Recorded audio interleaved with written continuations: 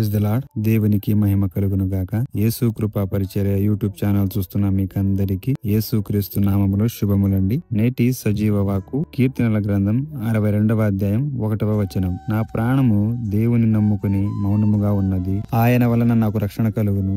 ఆయనే నా ఆశ్రయదుర్గము. ప్రియులారా, ఈ వాక్యం మనకు ఒక ముఖ్యమైన సందేశాన్ని ఇస్తుంది. మన జీవితంలో ఎన్ని సమస్యలు, ఒత్తిడులు, బాధలు వచ్చినా శాంతిగా ఉండి దేవునిపై విశ్వాసం ఉంచాలని. మౌనముగా ఉన్నది అంటే మనం ఎవరిని తప్పుబట్టక, గుసగుసలు లేకుండా, కోపపడకుండా, మన మనసులో ప్రశాంతంగా దేవుని కొరకు ఎదురు చూడటం. దేవుని నమ్ముకొనుట అంటే మన ప్రయత్నాలు కాకుండా దేవుడు సమయానికి మన కోసం సహాయం చేస్తాడనే నమ్మకం కలిగి ఉండటం. ఆయన వలన నాకు రక్షణ కలుగును అంటే మనకు సహాయం చేయగలవాడు దేవుడే, మనుషులు కాదు, పరిస్థితులు కాదు. ఆయనే నా ఆశ్రయ దుర్గము అంటే ఎవరు మనకు రక్షణ ఇవ్వలేని సమయంలో కూడా దేవుడు మనకు కవచంలా, గోడలా నిలబడి కాపాడుతాడు. మనకు కష్టం వచ్చినప్పుడు ఆందోళన చెందకుండా శాంతిగా దేవునిపై ఆధారపడితే ఆయన మన రక్షకుడై మనకు భద్రత, నమ్మకం, శాంతి ఇస్తాడు. ఇది మన అనుదిన జీవితంలో పని, కుటుంబం, చదువు లేదా సమస్యలలో దేవుడు మనకు తోడుగా ఉన్నాడని గుర్తు చేసే వాక్యం. కాబట్టి ఈ రోజు ఈ వాక్యంతో మనలను బలపరిచిన దేవునికి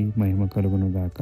ఆమేన్. ఈ వీడియో మీకు నచ్చితే లైక్ చేయండి, షేర్ చేయండి. అలాగే మరిన్ని వీడియోస్ కోసం ఛానల్ ను సబ్స్క్రైబ్ చేయడం మర్చిపోకండి. ఆమేన్.